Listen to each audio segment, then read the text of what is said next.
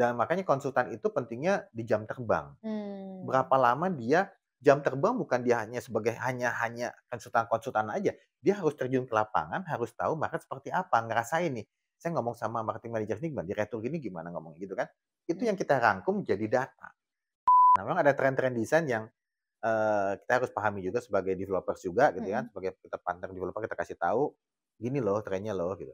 Karena Mmm. beda ya, tiap generasi itu beda sih, Oh beda? beda.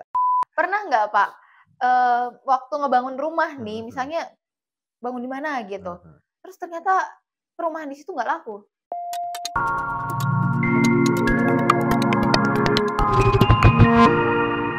Hari ini saya senang banget karena bintang tamu saya kali ini sangat-sangat spesial, yaitu adalah CEO dari Indonesia Property Watch. Siapa lagi kalau bukan Bapak Ali Tranghanda. Halo Halo, Bapak, gimana kabarnya hari baik ini? baik luar Wah, biasa. terima kasih sudah Sama-sama. hadir di podcast saya kali ini.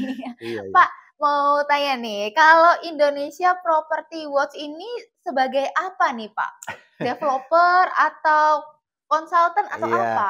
jadi memang banyak yang salah salah menerka gitu ya. Mhm Kadang-kadang kan kalau mhm. kita pakai Indonesian Property Watch, watch itu kan kayak LSM ya, gitu Iya, kan, kayak betul NGO gitu kan. betul. Tapi sebetulnya kita, murni kita property consultant, ya, property Mmm. consultant kita ya doing research gitu ya, Mmm. kemudian ada study, kita partner beberapa developer juga membuat studi, Mhm. membuat feasibility study gitu kan. Mmm. Dan kita juga ada beberapa development lah Mhm. kecil-kecilan gitu lah. Mmm. Nah, Kalau developer berarti yang dibangun apa nih? Fokusnya rumah, hampir semua perumahan ya, tapi atau memang kita spesialis di, perumahan. Jadi misalnya ada oh, developer oke. yang, ada tanah gitu kan, Betul. kemudian mungkin butuh research, butuh study yang Mhm. lebih in depth, mendalam gitu kan, dibangunnya tipe apa sih, Mhm harganya berapa mhm sih? Karena mhm. kan kadang-kadang kalau developer internal itu kadang-kadang kan subjektif dia Betul ngelihatnya kan. betul Jadi perlu betul. ada, pihak ketiga yang Mhm. ngelihat dari helikopter view atau dari luar, "Oh yang bagus itu ternyata ini loh," gitu kan. Mmm. "Pasarnya saat ini lagi bagus ini, ke depan bagusnya ini." Nah, Betul. kita kebetulan datanya,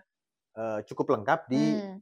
perumahan, ya. Mmm. Kalau memang ada yang bilang, "Pak, bedanya apa sama International Property Consultant?" gitu ya, ada Mhm. banyak kan di Mmm, Indonesia kan. mhm mhm.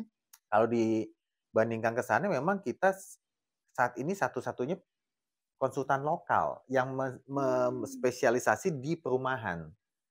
Karena data Mmm. perumahan di Indonesia itu mungkin sangat-sangat terbatas, bahkan ada yang bilang nggak ada gitu. Nah, Mmm. kita coba, perkuat database itu, jadi mungkin kalau saya bisa klaim kita satu-satunya database perumahan di Indonesia saat ini yang ada tuh di kami, di Indonesian Property Watch. Mmm. Di pemerintahan pun nggak ada, di asosiasi pun nggak ada, gitu ya, Oh, asosiasi perumahan tuh nggak ada.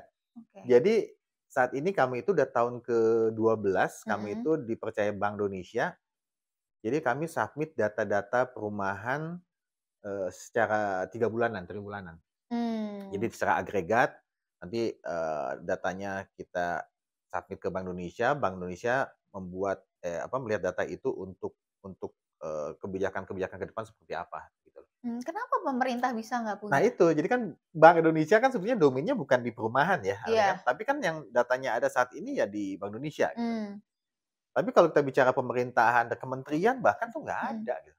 Karena, pertama itu banyak kan developers yang mungkin keep data juga ya, Mmm. nggak mau ini pesaing Nggak gitu mau kan, nggak mau sharing, betul sharing ya, dan betul. data belum terbuka transparan di Indonesia. Oh, oke. Jadi butuh satu lembaga yang seperti Indonesia Property Watch ini yang dibutuhkan gitu kan, Mhm. karena kita ngelihat memang nggak ada sih gitu loh. Kita Oke coba ngambil spesifik di sana gitu ya.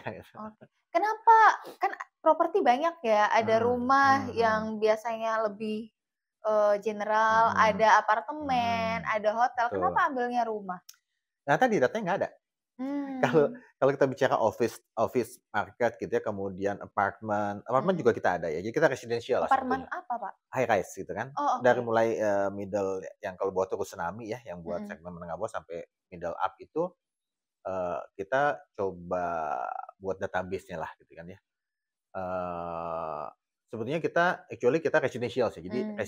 housing, landed, sama apartemen vertikal. Mmm. Nah, kalau kita bicara office, kemudian, komersial, itu Mmm. biasanya properti internasional tuh udah datanya udah lengkap mereka. Ya Mmm. karena kan hanya satu lokasi, dia terkonsentrasi di sana kan Mhm gampang. mhm mhm. Tapi kalau kita bicara perumahan, waduh, tersebar kemana-mana, sporadis, Mhm. satu perumahan itu ada berapa klaster, berapa Mhm. tipe, itu kan sangat sangat sangat, kompleks gitu ya. Oke. Mungkin nggak ada juga yang mau ke sana gitu ya. Kebetulan saya coba dari dulu sedikit-sedikit kita udah mulai ada datanya cukup panjang dari tahun 2000-an gitu kan. Jadi cukup cukup Mmm. kelihatan cycle-nya itu kelihatan. Oke. Pak, saya ada pertanyaan nih, Pak. Iya, Kalau negara mana ya yang suka gempa? Jepang ya? Jepang Jepang, Oke. Jepang itu kan katanya negara gempa yang hmm. digoncang berapa pun bangunannya tetap stabil Iya nih, iya iya, gitu. Sedangkan di, Indonesia. Indonesia mungkin cukup banyak yang digoncang sedikit hancur gitu kan. Itu Iya. sebenarnya kendalanya tanahnya berbeda atau, memang Masalah budgetnya? mutunya ya, Oh, kualitas kali. oke. Tapi sebetulnya gini, Indonesia kan ada termasuk Ring of Fire juga ya, di sebagian Mmm. di selatan ya, kebetulan ya. Tapi ada beberapa tertentu misalkan, eee, masalah kualitas tuh gini, artinya tuh sebetulnya nggak usah overprice juga gitu loh. Mmm. Kalau di Jepang mungkin kan bahwa tahan gempanya skalanya udah tinggi gitu ya. Mmm. Kalau di kita, kalau di kualitas dari Jepang dibawa ke sini mungkin harganya juga tinggi.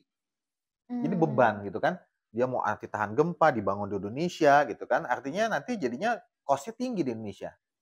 Oh, itu ada alat khusus ya? Bukan laku, ada, sistem khusus yang membuat itu fondasinya itu jadi bisa tahan gempa lah, ya ada. Nah, Oh, kalau itu teknologi itu dibawa ke sini itu akan mahal. Tapi sekitar tadi berapa, Pak? kenapa? Sekitar berapa? Itu bisa tambahnya 20%-an sampai 30%. Itu ada beberapa lokasi yang mungkin kan, developers dari Jepang, dia bangun Indonesia tapi dia maunya tahan gempa. Mmm. Saya selalu bilang, bukan nggak penting sih, tapi dengan lokasi yang itu tidak kena ring of fire atau yang tidak rawan gempa, harusnya kan nggak perlu. Itu kan Mmm. jadi cost kan. Mmm. Tapi biasa mungkin Jepang kan high precision quality ya. Mhm mhm. Nah itu ada tapi memang kalau sampai sampai ada gedung Mhm. kemudian berapa hanya goyang juga, Mhm ambruk gitu kan, mhm. wah itu memang salah konstruksinya, udah pasti salah. Udah Oh. pasti nggak bener lah gitu Heeh, kan, oke iya. oke. Oke. Terus Pak, Hmm, kalau di TV hmm. itu kan, banyak acara Rumah Dibangun Semalam itu loh, Pak. Oh, Tahu oh bisa nah, bisa. itu rumah itu sebenarnya, rumah itu kan yang saya tahu ya, itu Hmm, kan pakai, batu bata, iya bata iya ringan, iya disusun satu-satu, terus dia bisa membangun rumah dalam 1 malam iya atau iya seminggu lah gitu. iya. Itu sebenarnya kualitasnya gimana sih, Pak? Itu sebetulnya ya bukan bukan tricky lah, artinya itu kalau kita mau bedah rumah, itu kan ada yang memang bukan bata gitu, ada langsung Mmm, pakai gypsum atau pakai gersel langsung cepet gitu, itu bisa 1 hari gitu. Jadi tapi itu itu bukan bata, itu kan kualitasnya gimana? ya kalau kualitas ya nggak tahan lama pasti kan. Cuman itu kan Oh, untuk rumah-rumah yang bukan bukan permanen gitu ya, yang memang di mmm, perkampungan-perkampungan dia cuma butuh GRC atau bata setengah langsung jadi gitu kan, itu bisa. mmm, Kalau oh yang oke, paling kalau betul-betul yang beton itu ada precast. Precast itu udah modular dari pabrik tinggal di kayak Lego gitu main, itu betul cuma betul. 3 bulan juga bisa. Oh oke, Sekarang ada lagi yang rumah kontainer itu kan, mhm, rumah kontainer yang itu kotak itu ya? kotak-kotak atau yang udah jadi rumah. Jadi rumahnya itu udah satu satu apa, udah satu layout-nya udah ada, semua Mhm, tinggal pakai itu, terus jadi gitu loh. Ada gitu loh. maksudnya di dalam kontainernya ada Udah ada sekat-sekat segala macam. sekat-sekatnya? Itu di marketplace aja ada sekarang jual rumah. Iya, Oh jual oke, rumah jadi gitu ya, nanti dibawa nih rumahnya nih ya, di-packing dari sana bukan yang Mobile dipakai. House itu ya, yang pakai mobil? Bukan Oh bukan, bukan? mobil house beda lagi ya Oh kan. oke, Ini sudah satu rumah, plat to plat gitu, satu plat lantai rumah, mhm, dari kontainer gitu nanti tinggal ya udah tinggal didiriin aja gitu. oh gitu, Ada di berarti marketplace aja. rumahnya bisa dibawa ke Iya, mana-mana? itu di mana-mana ada Oke. di medsos tuh, udah mulai ke sana, dan harganya juga hampir 200 jutaan satu plat gitu kan. Ini kan, wah ini teknologi udah luar biasa gitu. Oh, tapi itu misalnya nih, Kuat Pak, kuat kuat. oh itu kuat? Kuat Jadi kuat. misalnya ada rumahnya terus, misalnya nih, itu Hmm. kan di dalam kontainer itu pasti ada perabotannya ya kan? Oh perabotan nggak ada, cuma dinding-dinding aja. Oh, Dinding-dinding aja, kalau heeh, perabotannya kan kita kita ini sendiri kan, kita buat sendiri. Tapi kayak apa istilahnya, apa tuh, sparring-sparring kayak buat, pipa segala macam mhm, udah ada, gitu kan. mmm, oke, jadi kalau perabotan dari kita gitu. Iya Tapi kalau itu kontainer mau diangkat perabotannya harus dikeluarkan dulu? iya, kalau nggak Kalau kan enggak goyang rubuh kayak ya? kayak kita gitu goyang kan. Oh, Saya pikir tadi udah ada perabotannya di situ bisa diangkat, Enggak, teknologi kuat emang udah banget. enggak sih, enggak. Oke oke oke. Oke, terus berarti Bapak di properti dari tahun Dari tahun 1995 oh oke. ya, 95. Saya belum lahir itu. Belum ya? Belum. Udah tua banget gue berarti. Jadi dari 95 itu memang saya mulai di perusahaan konsultan di Mhm. Panangan Simanung Kalit, kemudian di sana 7 tahun ya. Jadi Mmm, emang nggak tahu kenapa ya, memang suka di properti. dari awal udah di konsultan. Oh, Dari tahun 95 itu saya ketika lulus langsung jadi konsultan. Pokoknya berkecimpung di properti lah gitu kan. mmm, itu Eee, memang kuliahnya properti, Kuliahnya di properti. teknik Jadi, sipil? di 91 itu saya kuliah di Universitas Tarumanegara, itu dulu Mmm. ada program S1 Real Estate. Jadi betul-betul Oh, real oke. estate, ya. Sekarang udah nggak ada ya Sekarang kayaknya? udah nggak ada, gantinya jadi planologi. Oh, Eh, oke. perencanaan wilayah dan kota, Oh, oke, tapi iya iya, berbasis betul. real estate gitu Betul ya. betul. Kalau dulu betul-betul real estate ada di sana. Nah, Mmm. 91, langsung ya itu, setelah lulus 4 tahun kemudian lulus ya langsung di konsultan properti. Mhm. Oke. Apa pertama kali job desk yang Bapak kerjakan setelah lulus? Job desk-nya itu sebetulnya ya melakukan riset sih. Jadi kalau sekarang kan gampang ya, ada Google Map gitu ya. Dulu kalau melakukan riset itu, waduh, eee, challenging banget lah. Jadi kan Mmm, kita harus nggak usah pakai peta, dulu ada peta yang buku, nggak tahu mungkin ya. Itu ada peta itu buku, ya oke. jadi kayak fotokopi, kemudian kalau jalannya kan dari sini ke sini itu kan, ya kalau salah jalan, kalau bawa mobil salah jalan, turun dulu tuh, tanya Oh, dulu, oke ya oke kan? oke, heeh. Sampai sebegitu. Jadi, kalau sekarang Oh. gampang kan, oh Mhm. langsung langsung bisa apa, rutenya langsung ganti. Mmm, Di sono mhm. enggak dulu, Mmm, turun dulu, tanya dulu ya, ke warung, ke mana, mhm jalan lagi, salah lagi gitu kan. mhm. Dulu gang-gang kecil, kayak gitulah. Tapi itu Mmm, serunya gitu, itu mungkin nggak dialami di generasi sekarang ya, iya. tapi itu membuat satu Lebih kuat ya? lebih tough, iya ya, lebih Iya tough gitu iya ya, generasi yang itu lebih tough iya. lah. Jadi kami melakukan riset, ada itu juga, jadi ada pengembang, ada tanah nih, kita lihat nih tanah di sini itu bagusnya bangun apa gitu kan ya. Itu Mmm. kan mesti by research gitu Mhm kan, mhm nggak mhm. hanya asal ngomong gitu kan, by Mhm. research, pesaingnya siapa, surveinya juga, istilahnya, door to door lah, kita ketemu orangnya gimana, ya interview, kayak Mmm. gitulah. Oh, jadi bukan ke gambarnya ya, Bukan. tapi lebih ke survei Survei market-nya. Jadi market-nya. satu satu developer kita akan lihat pesaingnya siapa aja di sana. Pesaingnya itu, eee, udah jual berapa di sana sih, ada supply berapa sih, yang dibangun berapa, itu kan butuh butuh teknik ya. Mmm, Kadang-kadang kan yang nggak mau ngasih ya, kalau kita kasih kuesioner juga kadang-kadang takut datanya bocor, rahasia, iya. bocor gitu kan. Tapi itu ada teknik sendiri lah. Jadi, kami coba mengumpulkan data itu, kami menganalisis, ya dengan statistik segala macam sampai hasilnya, "Oh ini nih yang bagus nih," gitu. Mmm, Ke dengan kondisi lokasi, si klien ini, mhm. bagusnya seperti apa ya, mungkin kan ada yang Mmm, nggak bagus segala macam, aksesnya dari mana, itu semua dilihat, semua aspek itu dilihat. mmm. Itu seru loh. Oke.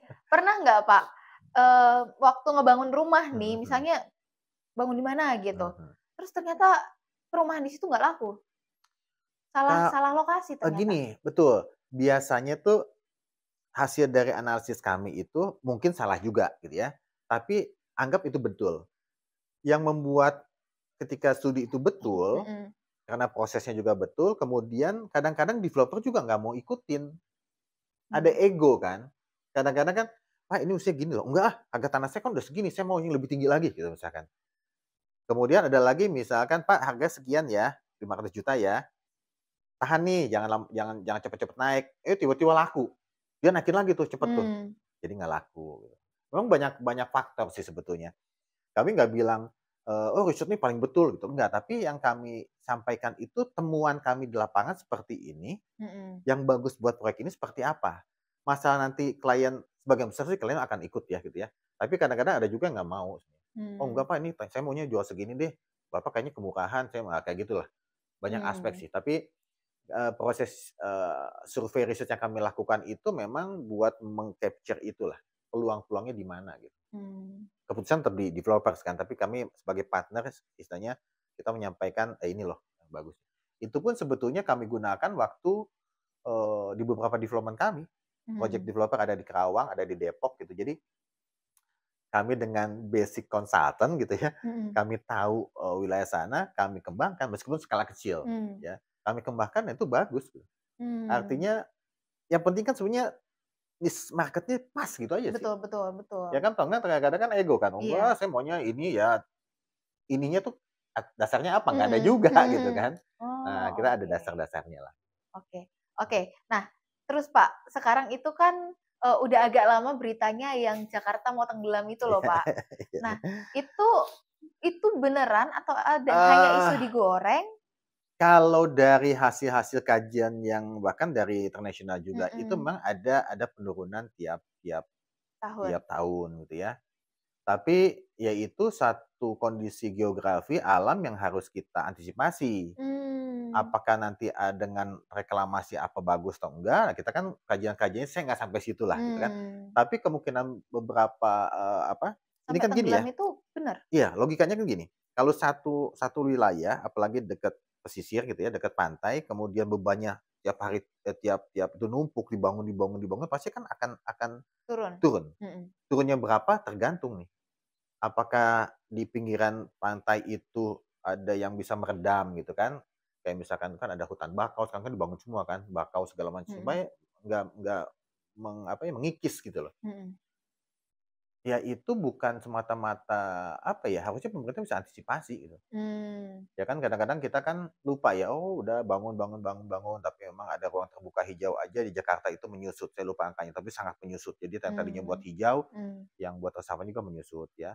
Belum yang di kawasan-kawasan pesisir juga, nah itu ada yang bangun reklamasi atau bagus atau enggak, kita serahkan lah ke pemerintah kajian-kajiannya kan. mmm. Tapi artinya harus ada satu langkah antisipatif, jangan sampai ini Benar-benar benar-benar terjadi. terjadi gitu. Kalau Oh. dibiarin ya terjadi, ya kan. Sekarang udah turun berapa? Waduh angka pastinya nggak tahu ya, kalau nggak salah itu berapa ya, 5 berapa senti 1 tahun gitu kan ya, jadi cukup cukup Mmm. mengkhawatirkan kalau kita lihat datanya sih gitu kan. Kalau 5 senti 1 tahun lumayan ya. Lumayan lumayan, makanya, lumayan. Oh, oke. Kalau sekarang lagi pembangunan di mana aja, Pak? Kalau saya sih memang tadi kebetulan kalau kalau saya itu fokusnya meng-konsultan ya, saya Mmm, konsultan tuh di studi itu ada di beberapa bahkan di luar Jakarta ada, kita mmm, di Semarang, Bali, Solo. mmm, Jadi kita nggak hanya studi aja, kita pendampingan. mmm, Kadang-kadang developer kan dapat studi kemudian, eee, "Saya butuh dong," gitu di ini, mhm, di apa namanya, didampingin lah ya, mhm, sebagai think tank atau segala macam kan. Ada beberapa proyek juga. Studi-studi banyak, kita lagi melakukan riset banyak. Kalau dengan Bank Indonesia kita terus, tiap 3 bulan kita, sebagai konsultan independen Bank Indonesia kita setapin datanya. mmm, Kalau project kita saat ini ada di Kerawang sama di Depok. Depok itu beberapa mmm. titik kecil-kecil gitu. Oh, Kerawang tuh yang San Diego Oh Hills itu enggak, ya? itu Maksudnya oh daerah ke situ, daerah ya ya sana daerah kan? situ, ya. Kalau itu kan Lipo punya ya. Oh, Lipo, kalau oke. kita memang di Kerawang cuma ya perusahaan kecil lah. Udah habis sih, udah mau habis. Memang Mmm, kita cobanya yang fast aja lah, cepet cepet cepet. mmm. Tapi Mhm kalau misalnya nih, Pak, mhm. dari, customer yang beli Mhm akhirnya mhm ya, mhm. Karawang itu kan jauh ya dari Jakarta.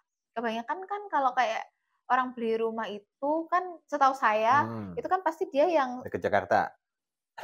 seenggaknya sudah mapan lah gitu. Iya. Karawang itu kan daerah banyak pabrik ya? Nah, malah itu jadi kelebihannya. Oke. Jadi Kerawang itu kan UMP-nya tertinggi se-Indonesia. Karena dia Kerawang karena dia basis ekonominya itu industri. Jadi Betul. pasar kita itu industri. Industri Mmm, itu jangan dianggap buruh pabrik aja, buruh pabrik itu mungkin 5,6 jutaan gitu ya kan, UMP-nya kan tinggi. Tapi kalau di, eee, level-level supervisor gitu ya, di pabrik itu, dia gajinya bisa ada yang 15 juta, mmm, ada yang lebih dari itu gitu, belum tunjangan-tunjangannya. Jadi memang basis industrinya kuat di sana. Jadi yang beli itu mhm, kebanyakan end user dan dari industri, ya kan? mmm, Kan kalau misalkan kita gini, mhm, yang joint income yang tadinya mungkin 5 jutaan, joint income jadi bisa 10 juta, 11 mmm, juta gitu kan. Dia bisa beli rumah yang 500 jutaan, ya kan? mmm, 10 juta, kalau 10 juta joint income ya, sepuluh mhm, juta itu sepertiganya 3 juta, 4 jutaan lah gitu ya, 3,5, mmm, 4 juta lah. Kalau 4 juta itu mereka bisa beli rumah yang 500 jutaan. Kita supply rumah di situ. Tapi ada mmm, yang bilang, "Pak yang atas ada nggak yang misalkan, 600, 700 juta?" Ada, tapi memang nggak gemuk gitu kan ya, Hmm. tapi ada pasarnya. Itu kuat Hmm. loh Kerawang itu, pasarnya kuat. Oke. Mhm. Tanah di sana udah berapa Pak per meter? Wah itu bervariasi, makanya tuh ada beberapa pengembang yang mengeluhkan dulu mungkin harga itu masih 500 sampai 1 juta, Mhm, satu setengah mhm. juta. Sekarang tuh bisa lebih dari itu. Itu membuat banyak yang apalagi pengembang-pengembang kecil Mhm. menengah ya, kesulitan. Karena Nggak kan kuat ya modalnya nggak dananya? kuat dananya gitu kan. Kalaupun beli tanah dengan satu juta, 1 juta, 1 juta ya, 1,5 juta gitu. Dia harus bangun itu jual rumah di 1 miliar atau 1,5 miliar. Mmm. Pertanyaannya kalau dia beli tanah itu dia bisa jual nggak nanti dengan harga Mmm. segitu? Kan belum tentu. Mmm. Karena pasarnya kita lihat bukan di situ misalkan gitu ya. Mmm. Jadi ya itu banyak banyak, banyak hal-hal yang kalau developers masuk ke satu beli gitu, pertama masalah capital, modal, pertama juga dia beli bisa, tapi dia jual bisa nggak nanti gitu. Kalau Bapak jual rumah di sana sekitar berapa? Dari 300 sampai 500-an, Oh 300 sampai 500 itu memang berarti pasarnya di sana. memang Nah, untuk yang ini ya? iya middle sampai low. Iya, Tapi iya. kalau kita beli tanah lagi sekarang nih, itu kan saya udah beli udah lama, udah habis gitu ya, udah mau habis dah. Kalau kita beli lagi yang tadi, pasarnya udah jadi di sini nih, di atas. Mmm. Pasarnya ada nggak? Belum tentu. Ada pun tipis gitu. Dan kita bersaing sama pengembang-pengembang besar di sana yang Betul, masuk, betul. karena kan agak repot gitu kan. Oke. Hmm. Iya, iya. Jadi mungkin kadang kalau dalam bisnis kita harus melihat, mana yang belum diambil supaya kita bisa Iya, ada di iya, situ. intinya itu. Intinya kalau kita mau masuk satu Mhm, market di wilayah, kita mesti tahu niche-nya di mana kan, market niche-nya di mhm, mana ya, kita masuk di situ. mmm, Baru kemudian kita bilang nih, "Oke, masuk di 300 sampai 500 juta." Kita baru ngomong desainnya kayak gimana, mmm, fasadnya gimana. Karena saat ini, itu penting ya, mmm. apalagi yang Gen Z, Gen milenial itu penting lihat, "Wah ini gue beli rumah itu bangga loh, Mhm, nggak fasadnya nggak mhm. kotak-kotak aja," Iya, gitu kan. Jadi nggak ini sama. nggak sama, betul. Iya, Jadi iya. persaingan desain, coba deh lihat sekarang kalau ke mana-mana persaingan desain, fasadnya, sampai Mhm, layout-nya pun, belum lagi interior desainnya bagus-bagus banget dalamnya, betul, meskipun itu kan betul. nggak real kan, hanya Iya, desain aja. Tapi itu bisa membuat, menyamankan mata gitu loh, iya, kalau buat yang pembeli kan. betul. Saya pernah survei rumah, Mhm. nggak tahu ya kenapa, rumahnya itu kayak Belok-belok gitu? iya, terus kayak kalau nggak tahu terlalu banyak pembatas menurut Nah, saya. mhm, Terus, jadi kayak kelihatan sempit iya, gitu iya, iya. ruangannya. Kadang Kalau kan sekarang udah sistemnya udah terbuka semua, coba iya, lihat deh. iya, Iya. supaya enak gitu mau Iya, ngatur barang-barangnya. betul. Jadi Oke. saat ini konsepnya living, dining, kitchen itu nggak disekat-sekat, Mhm, plong aja gitu. Yang ngatur mhm, ya terserah yang punya rumah gitu kan. mhm, Semua udah ke sana. Memang ada tren-tren desain yang, kita harus pahami juga sebagai developers juga gitu kan, mhm. sebagai kita partner developer kita kasih tahu, "Gini loh trennya loh," gitu. Karena beda Mmm. ya, tiap generasi itu beda sih, Oh beda? beda. Oke. Ada, gen milenial gitu ya, maunya gini, yang maunya mobile, Gen Z mungkin maunya lebih ke yang simpel, milenial tuh kadang mau simpel deh. Mmm, Dia maunya tuh, ya itulah gitu ya, maunya tuh mhm. dia datang makanya, pasar milenial itu ada yang bilang gini, dia tuh mau malah fully furnished, ketika dia Mmm, beli, dia udah ada semua tuh, iya nggak usah betul. beli atu alat, Soalnya biar ribet deh. nggak, kayak colokan aja kan kalau kita ngatur harus Betul, ini. betul, ini udah ada semua gitu. Jadi Iya, pokoknya dia masuk, ya udah tinggal masuk, tinggal tinggal mhm. dihuni aja situ Betul, kan. betul, betul. Ada lagi kajian riset yang bilang Gen Z itu memang lebih dari milenial, dia lebih maunya tuh yang betul agak unik, bagus gitu, fasadnya. Mmm, Fasadnya kita rubah gitu, gitu kan. Macam-macam lah, macam-macam lah, kan mmm. behavior ya, itu kan beda-beda. Ya mungkin nggak Oke. sama juga, sesama Gen Z pun nggak sama gitu Iya, kan. iya. Tapi, ada tren desain dulu ya masalah atap juga maunya gini, sekarang udah bosen ya maunya ke Mhm, kayak gitu-gitulah. Itu kita mesti tahu sebagai konsultan gitu. Tapi kalau atapnya dek sering bocor ya, Pak? Tergantung Oh tergantung? tergantung dak sih, Bukan kalau pasti kalau sering bocor? enggak sih, kalau dak itu kan memang relatif kan kena cuaca, kena apa, Iya, kalau yang misalkan betonnya dia itu turun nggak kan bagus, mhm, nah belum lagi misalkan sistem talangnya nggak bagus, ya talangnya ngegenang, lama-lama kan mmm, bisa bocor gitu. mmm, Banyak sih kalau gitu masalahnya, mmm. ya. Tapi buat di iklim tropis harusnya memang jangan semua dak beton, ya. Karena Tropis kan itu seperti Indonesia? ya kan tuh Oh, beton itu kan tadi kan, ya kena cuaca, mmm, kena apa bisa rusak gitu kan ya. Ya musti maintenance-nya juga, kualitasnya juga mesti mmm, dijaga lah, lebih repot dikit lah gitu mhm. kan. Kadang kan rumah kalau ngelihat rumah yang ada atapnya kayak biasa banget gitu Iya, kan. tapi iya betul, tapi kan memang tergantung sih ya kalau ada Hmm, Skandinavian gitu kan beda-beda kan bisa betul bisa betul. belum lagi nanti kita bicara masalah materialnya Hmm, apa, ya ada genteng genteng beton kah, genteng hmm. biasa, ada bitumen yang bisa lebih adem, itu macam-macam. Oh, oke. Jadi kan kalau itu yang kita musti bisa sampaikan ke si klien gitu, Hmm, "Pak ini bagusnya gini loh, yang mewah itu bagusnya gini, kelasnya di sini," gitu kan, kayak gitu-gitulah. hmm. Terus tantangan terbesar sendiri dari seorang konsultan itu apa, Pak? Tantangannya itu kalau kita bicara itu ya data sebetulnya. Hmm, Konsultan itu kayak saya sama tim itu nggak bisa ngomong apa-apa kalau nggak ada data. hmm, Ya, apalagi tadi kan datanya nggak ada juga di hmm, kita kan, sangat-sangat terbatas. Jadi mau nggak mau kita mensuplai sendiri. hmm, Bagaimana kita riset, makanya kualitas kualitas research, kualitas data itu sangat menentukan gitu. hmm, Karena kita akan baca data, kemudian nanti itu bisa diterjemahkan salah gitu. hmm, Datanya salah ya keluarnya salah gitu kan, garbage in, garbage out juga keluar hmm, salah gitu kan. Jadi kualitas datanya penting. Ya hmm. sebagaimana apa, seberapa jauh, mendalamkah itu ya itu, saya musti satu-satu musti, training tim saya musti lebih bagus. Karena Mmm, susah kalau data nggak ada, kita ngomong apa gitu kan. betul betul. Kalaupun, eee, kalaupun datanya saya tuh gini ya, Mhm, saya tuh konsultan kan bermain dengan angka gitu, tapi saya nggak tahu nggak percaya angka sebetulnya. oh, Jadi kan selalu percaya siapa, Pak? percaya yang di atas aja ya. Oh, oke, Saya betul gini, betul. kalau datanya ada gitu ya, tapi kan kita kita kadang-kadang itu, apa ya, datanya itu nggak benar juga gitu.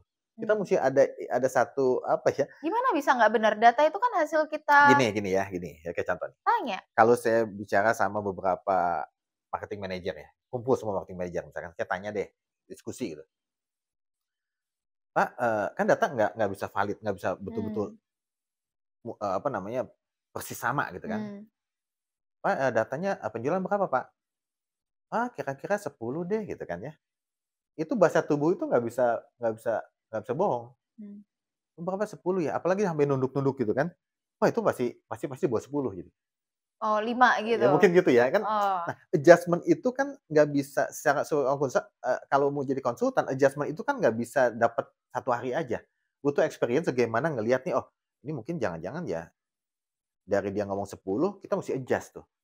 Karena kayak kadang-kadang angkanya itu nggak ada yang pasti gitu. mmm, Ya kan? Coba deh kalau bahasa tubuh, kalau misal, "Oh bagus nggak?" "Wih bagus loh, minggu lalu kita mhm. udah" wah itu masih bagus.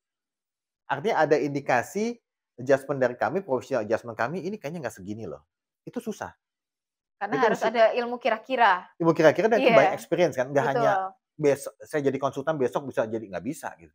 Dan makanya konsultan itu pentingnya di jam terbang. Mmm. Berapa lama dia jam terbang bukan dia hanya sebagai hanya konsultan-konsultan aja, dia harus terjun ke lapangan, harus tahu market seperti apa, ngerasain nih, saya ngomong sama marketing manager ini gimana, direktur gini gimana ngomongnya gitu kan. Itu yang Mhm. kita rangkum jadi data. Kenapa nggak waktu konsultasi misalnya nih Mhm mhm. ada perumahan Mhm. gitu di Karawang, Mhm terus udah ada, terus kita mhm. mau bangun lagi di sana gitu Mhm perumahan mhm. baru. Kenapa kita nggak jadi, pura-pura jadi customer Iya, yang mau itu salah beli, betul betul. terus Tapi kita kan gini, tanya? betul, tapi kadang-kadang kan coba deh, kalau kita saya Mhm, marketing manager ya, datang cuman kayak gitu, mmm, "Pak, ini penjualan satu bulan berapa ya?" Itu udah ketahuan itu. Itu sebagai mmm, researcher gitu kan. Jangan-jangan, "Oh, ini dari proyek mana nih, pesaing mana," pasti kelihatan. Nah, itu mmm, tadi saya bilang ada teknik khusus bagaimana supaya misalkan pembeli itu, pembeli itu ya pura-pura jadi pembeli itu nggak ketahuan lah gitu kan, kita ada mmm. teknik sendiri lah kan. Karena kalau terlalu detail Iya, nanti dia kena curiga, curiga. betul. Saya dulu pernah ketahuan soalnya kayak gitu. Bapak Berarti dari belum pesaing ya? ahli dulu. Dulu belum ahli, makanya saya Iya bilang iya, makanya saya latih ke itu, mungkin kayak bahasa jangan terlalu, langsung to the point langsung to the banget. point, dan kita ke mana-mana dulu sampai dibawa ke mana-mana. Itu kayak kayak gitulah. Teknik itu kan nggak gampang gitu kan, Mhm. dan itu Harus juga sabar harus sabar nanyanya. dan kita juga nggak bisa kita kasih tahu ke tim saya, tapi saya nggak bisa ngajarin musik satu-satu, itu bawaan bakat juga gitu. Iya, Kan nggak bisa kan, "Lu betul. mesti gini ya," nggak bisa, di lapangan itu suasananya bisa berbeda-beda gitu. Iya iya. Nah itu ya kita coba latih sampai saat ini sih, tim kami cukup cukup bagus ya, menurut saya cukup bagus dan sangat loyal lah. Ini militan semua. Jadi dari dulu itu banyak orang lama juga tim kita udah solid. Kita ada, 12 tim, 12 orang itu researcher semua, researcher dan surveyor dan analis lah, itu ada golong-golongannya. Nah kemudian pun kita salah satu tekniknya kita ada media. Di Indonesia Property Watch itu ada media propertinya. Itu 5 orang. Jadi total 17 lah. Kenapa saya pakai ada media? Media itu membantu buat memperoleh data juga. Ya jadi kami itu ada research analis, ada research jurnalis. Biasanya developers atau sales manager itu dia lebih terbuka sama wartawan malah. Karena dia mau diekspos. Wah ini saya nanti saya tulis ya, perumahannya seperti apa nih, bagusnya gimana nih. Data-datanya seperti ini luasnya berapa ya. Nah, mulai kan masuk dari media itu lebih gampang dari research analis biasa. Ini jadi ketahuan semua nih. Emang kayak gitu, emang kayak gitu, emang kayak gitu. Itu trik-triknya lah. Tapi artinya kan sebenarnya data yang kita kambukan ini. Jadi kita kerjasama dengan jurnalis gitu. Kami ada jurnalis. Kami ada tim media. Media itu kan jurnalis ya, ada jurnalisnya. Jadi tadi ada 12 tim kami sebagai research analis. Di grup kami juga ada anak perusahaan media Property and the City, namanya Property and the City, bisa di ini websitenya ya. Nah itu ada wartawan 5. Jadi kadang-kadang wartawan itu diterjunkan untuk hal-hal yang khusus lah misalkan ya. Yang tadi agak sulit nih. Ya kalau gitu ya kita expose perubahan dia, kita buat tulisan yang bagus lah gitu kan. Sambil ya kita minta data sedikit gitu dari sana. Biasanya sih works gitu, bisa bagus. Iya, karena kan biasanya kalau oh ya, tapi misalnya gini Pak, seandainya ada perumahan, terus dia ternyata di perumahan itu hasil penjualannya jelek nih, gitu. Tapi kan dia nggak mungkin ngomong ke jurnalis nilainya jelek, pasti dia akan upin. Betul. Nah itu pasti pertama ya, kalau kita ngomong body language itu kelihatan nih, oh ini kayaknya dia ngomong tuh nggak pede gitu ya. Yang kedua kita bisa lihat gini, kalau saya sama tim masuk ke perumahan, saya lihat yang dibangun ada banyak nggak?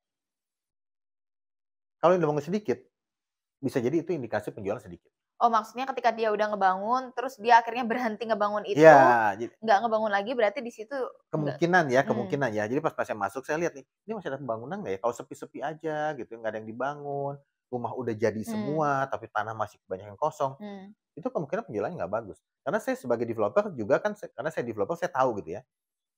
Saya bangun, strateginya saya bangun semua, atau ketika beli saya bangun, ketika beli kita bangun gitu. Artinya kan kalau nggak ada yang beli saya nggak bangun. Tapi kalau ada yang beli banyak banget, saya bisa langsung 1 blok saya bangun gitu. Itu kelihatan dari situ. Jadi kalau dia misalkan, oh saya sebulan bisa 30 unit, itu jadi pertanyaan ya. Saya nggak bisa ngomong, oh bapak bohong kan nggak mungkin kan ya.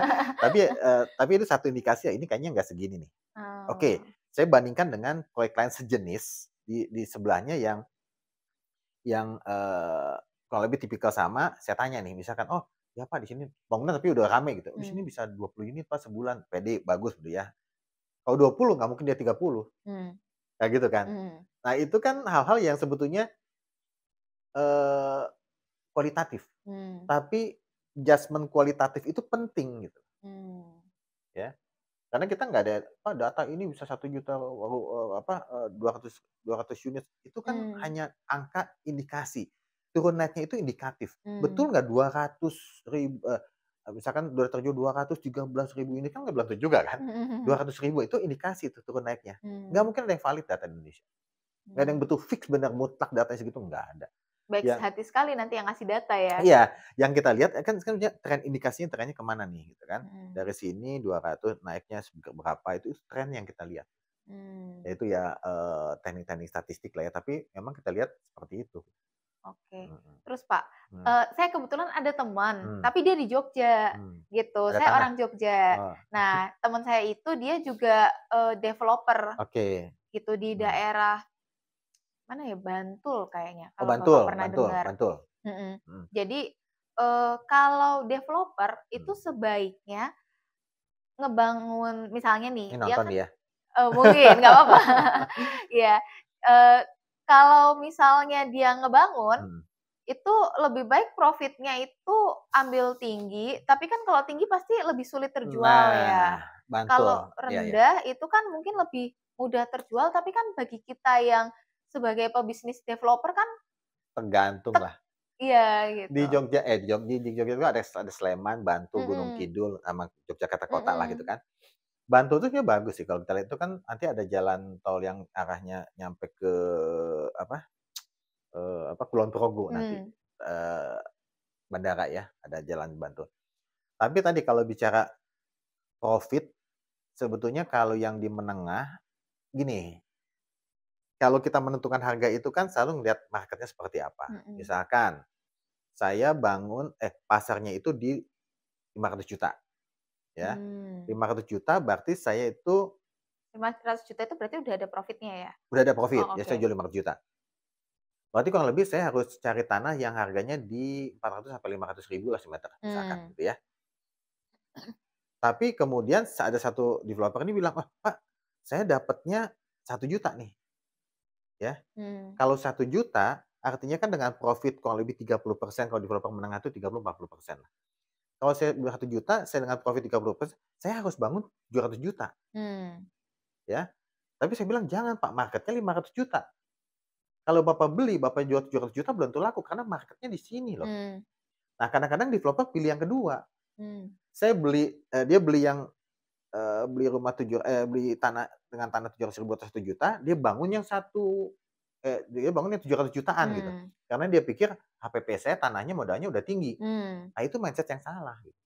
mmm, Karena bukan dari apa yang dia beli, tapi kita lihat dulu dari pasarnya 500 juta nih. mmm. Kalau 500 juta kemudian ada harga, tanah yang dijual lebih dari 500 juta jangan dibeli, maksudnya gitu loh.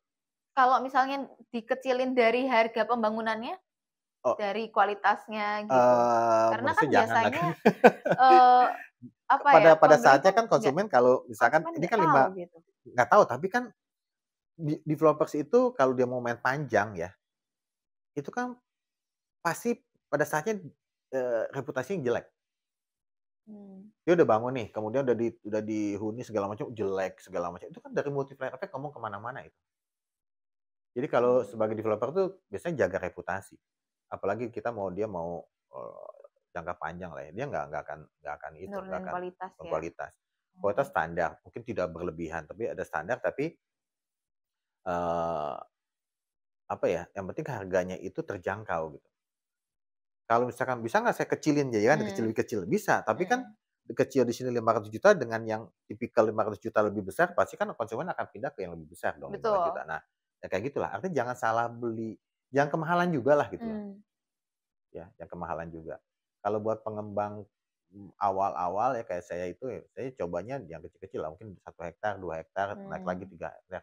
Cuman memang kalau yang kapitalnya banyak ya apalagi harganya murah ya sebagai land bank kan, karena kalau developer itu kan modalnya tanah. mmm, Kalau nggak punya tanah ya nggak jadi developers kan gitu loh. Kalau nggak mhm, punya kan susah kan dia beli iya, lagi kan. Nah, jadi kalau memang kapitalnya besar dan harga tanahnya murah dia beli banyak. Tapi yang untuk mmm, yang menengah yang masih, skala kecil-kecil ya kan mau nggak mau kayak gitu kan. mmm, Satu hektar kemudian dia naik lagi 2 hektar, ada untung lagi dia beli lagi gitu kan. mhm, oke. Terus Pak, Iya. kalau misalnya rumah itu kan untuk zaman sekarang Mhm ya, mhm. sekitar mungkin paling rendah ya 500 lah Mhm mhm minimnya, mhm. gitu. Tapi kan banyak apalagi di Jakarta kayak gini kan Mhm. banyak yang UMR lima Iya juta iya iya bahkan ada banyak yang iya. di bawah UMR gitu, Mhm mungkin mhm. 3 juta Mhm menurut saya mhm mungkin mhm. masih ada Mhm gitu. mhm mhm. Nah, eee, sedangkan kalau mereka menurut saya setiap orang akan, berharap punya properti pada waktunya, Betul gitu. betul. Nah, tapi kalau mereka mau mengambil KPR, KPR Mmm, itu kan naik ya, betul. gitu. Mmm. Tapi kan kalau KPR sampai gagal bayar rumahnya diambil kan. Iya iya. Nah, apa sih saran Bapak supaya semakin banyak pemuda-pemudi Mhm. supaya bisa punya rumah Ini dan bisa melunasi sampai kita pada anggap akhirnya? UMP Jakarta 5,1, 5,2, 5 jutaan lah ya misalkan ya. Mmm, Kita UMP dulu nih. mmm, 5 jutaan dia berarti bisa sepertiganya itu anggap 1,5 juta, 2 juta lah gitu ya, mmm, buat buat cicilan gitu kan. mmm, Kalau 2 juta berarti dia bisa beli rumah itu hanya 200 juta, 300 juta lah paling tinggi. mmm. Ya artinya kan Oh lima dengan juta 20 dengan 5 juta berarti kan cicilan sebulannya sepertiga gaji. mmm, Ya kurang lebih tadi 1,5 sampai 2 juta lah. iya. Kalau 1,5 sampai 2 juta dia bisa beli rumah seharga 200 sampai 300 jutaan, Oh dengan KPR 10 tahun ya? 15 tahun. 15 Nah, tahun, oke, dia oke. bisa kan berarti kan dia Mmm, ada daya beli 300. Eee, Tapi kan tadi kalau dia mau beli 300 di mana di Jakarta? Nggak ada, Iya, ya. Kalau dia pilihan berarti lebih dari Jakarta, tapi dia musti pakai transportasi umum, kereta api dan apalah, kereta api lebih lah gitu ya, mahal. lebih mahal. Lebih jauh tapi mungkin nggak lebih mahal. Tapi Mmm, waktunya mungkin 2 jam, 3 jam sampai Jakarta. 2 jam lah gitu kan ya. Maksudnya dia mau nggak? Ya. Kalau dia nggak mau ya berarti dia sewa kos-kosan, mmm, gitu kan. Itu semua pilihan. Kemudian kalau misalkan dia udah merit, joint income, jadi 10 juta, mmm, berarti dia bisa beli rumah di 500, 600 juta juga. Di mmm, Jakarta nggak ada juga landed kayak mmm, gitu. Mungkin pilihannya apartemen, tapi mmm, apartemen kalau dia mikir nanti mau, dia punya anak segala macam, dia mungkin nggak cukup hanya dengan studio 18, 21 mmm, meter gitu kan. Pilihannya oke, saya juga, mereka keluar lagi. Dia cari yang di luar Jakarta yang harganya 6 kali juta. Ada nggak? Ada, tapi masih masih agak agak jauh. jauh. Semua pilihan. Mmm, Makanya satu satu fenomena satu kota yang bertumbuh apalagi Jakarta ya kayak gitu. Pasti gap antara harga rumah sama penghasilan itu jauh, tertinggal terus.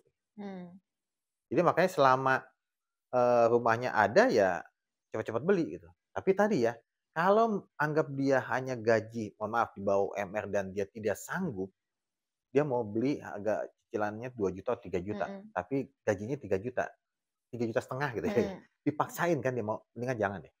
karena takut gagal bayar ya? Stres loh itu. Mmm, Ya kan oh gagal iya bayar, udah iya, stres gitu kan, pasti nggak produktif lah. mmm, Tapi kalau misalkan dia ada cukup penghasilan dan dia mikir ini akan ada kenaikan jenjang segala macam, mmm, karir juga kerjaan, dia harusnya bisa menyicil itu.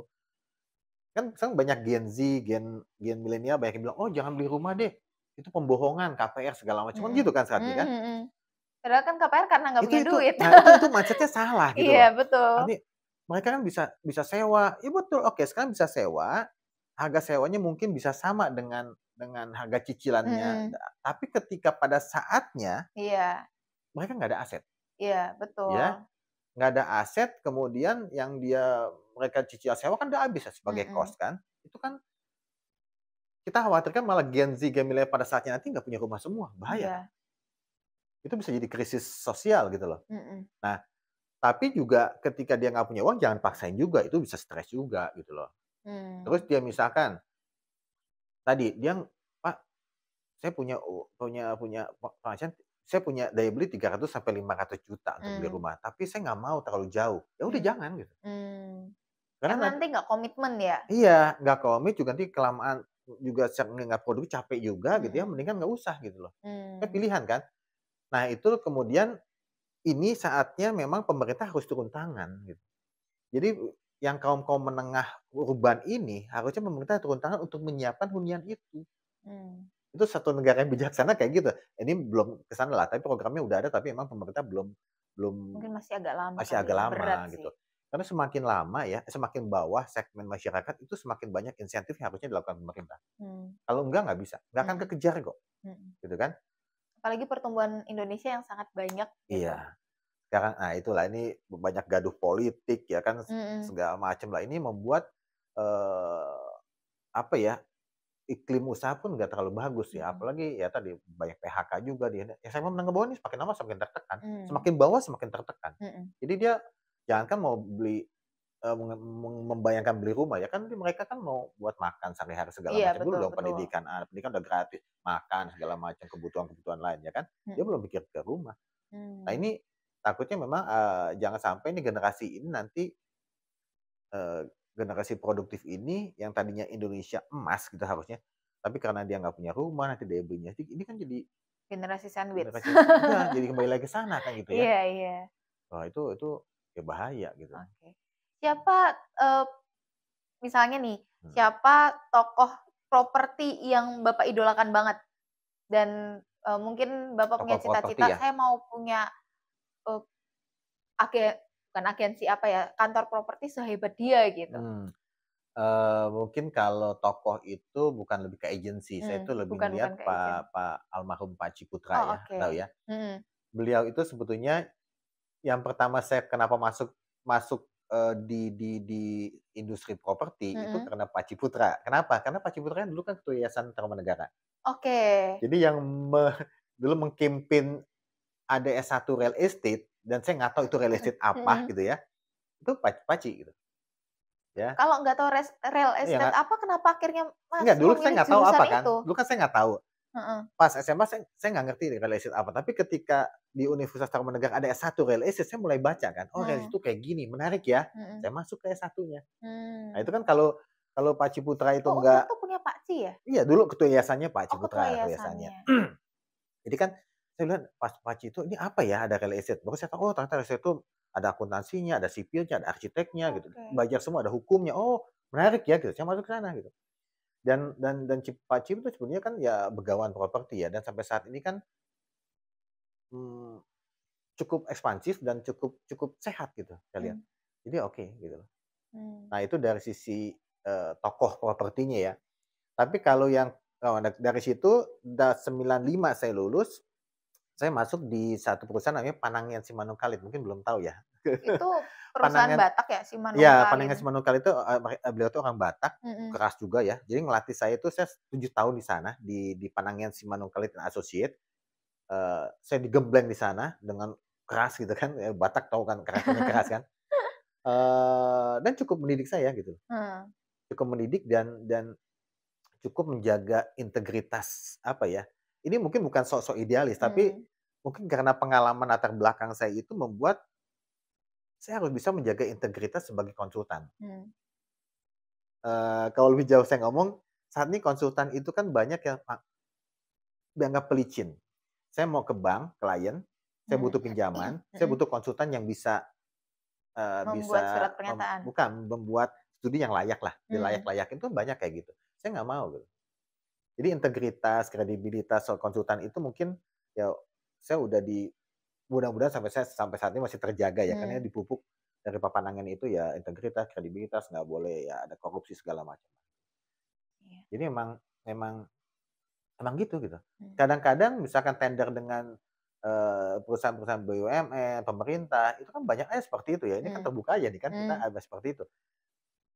Tapi saya memilih untuk enggak gitu, mmm, karena emang hatinya nggak cocok gitu, gimana ya? mmm, Ya apalagi ada uang-uang segala macam, iya, saya nggak mau. Ya gitu, ya betul, mudah-mudahan saya bisa jaga ya sampai nanti ya gitu kan. mmm. Tapi ya godaan tuh pasti banyak di konsultan itu. Tapi saya coba menghindari itu, menghindari dosa gitu kan ya. Iya, soalnya kalau tetap di situ, Jadi apa ya, kebiasaan. iya, Kalau orang udah betul, sekali ke sana dan susah terbiasa enak, lepasnya. susah lepas. Jadi Iya, kemana-mana gitu. iya, Dan di dunia properti biasanya itu kalangannya itu-itu aja. Jadi mmm, suara-suara sumbang kayak gitu pasti kedengeran kok. Jadi saya mmm, nggak mau masuk ke sana lah ya kan. Ternyata dengan tidak tidak mengikuti jalur itu, mmm. kita bisa survive kok gitu loh. Oke, oke. Nah, Pak, terakhir nih, Pak, Iya, mungkin ada pesan dari Pak Ali yang sudah sampai sesukses ini bagi developer pemula gitu ya, mungkin mmm, yang habis lulus arsitek atau teknik mmm, sipil kan mungkin mereka, saya cita-citanya jadi developer nih," gitu mmm, kan. Nah, iya iya, tapi mungkin modalnya minim, mereka baru merintis. betul. Nah, mungkin ada pesan dari Bapak? Iya sebetulnya gini ya, kadang-kadang kan kita jadi developers kan gampang-gampang susah gitu ya, Mmm, kadang-kadang tuh yang paling penting yang paling susah itu, tanah ya, kita mencari tanah yang mencari murah. tanah murah itu susah. Tapi bukan nggak mungkin gitu kan, artinya pertama tanah murah dan ketika dapat tanah, itu kadang-kadang orang tuh, emosi ya, emosional, "Oh saya bangun deh." Saya kiri kanan lihat, nggak lihat pasarnya, nggak ada studi apa, udah langsung bangun aja. Mmm, Studi itu nggak perlu konsultan kayak saya juga nggak perlu gitu kan. Mereka bisa bisa survei gitu ya. Jangan jangan jangan jangan seakan-akan ini, apa ya, barang yang dijual kemudian punya tanah dijual, ada yang beli aja, enggak gitu. Karena properti itu unik, tiap mmm, lokasi itu ada behavior-nya masing-masing, ada segmen mana yang dimasukin itu harus jeli. mmm, Mulailah misalkan rumah-rumah klaster, dia buat satu mmm, rumah, saya juga seperti itu kan, ada tanah, ya 500.000 kita beli, bangun kita jual, kayak gitu aja, lama-lama akan meningkat kok gitu kan. Kalau memang modalnya nggak cukup, saya juga dengan teman-teman, "Ayo mmm, sama-sama yang satu visi," gitu ya, "sama-sama dong kita kumpulin uang, sama-sama buat," yang passion-nya sama gitu ya, yang mmm. itu, yang penting yang penting konsisten lah, ya konsisten, Mmm, jangan tiba, "Oh saya besok mau bangun rumah ya, besok saya mau bisnis marketplace," ya udah tuh nggak fokus lah. mmm, Kayak saya gitu. kebetulan, dari tahun 95 saya terus di properti gitu. Jadi Orang tuh saat ini butuh yang konsisten dan butuh yang fokus. Mmm, Kalau generasi muda saat ini maunya tadi semua dimauin ya, mmm, ada AI, mau AI, marketplace ya, mungkin ada jalurnya ke sana. Tapi saya lebih memandang melihat konsistensi dan apa ya, kerja keras dan fokus itu mungkin salah satu yang faktor menjadi sukses. mmm. Jangan ke-distract yang nggak jelas Betul gitu kan ya. betul betul betul. Karena kalau kita fokusin ke satu itu naiknya lebih Iya, cepet daripada kita betul coba betul ini, betul semuanya mungkin jalan tapi nggak ada yang betul. maksimal akhirnya. Betul, kalau masih muda mungkin masih bisa berpindah-pindah ya, tapi udah menginjak 40 harusnya dia udah memilih satu bisnis yang dia tekuni. Kalau dia pindah lagi mungkin agak terlambat nanti. Tapi kalau tadi Gen Z, oh masih masih mencari nggak apa-apa gitu kan, Mmm, tapi pada akhirnya dia harus memutuskan, oh bidang ini yang cocok, mmm. ya kan. Baik, terima kasih banyak Bapak, saya Sama-sama yakin sama, Mbak. saya udah belajar banyak Oh ini ya, ya, sama-sama belajar dari, banyak. pebisnis yang sukses, saya juga yakin, yang mendengar juga pastinya akan sangat-sangat belajar setelah mendengar podcast ini. Terima Iya. kasih Yuk Bapak. sama-sama, Rizka.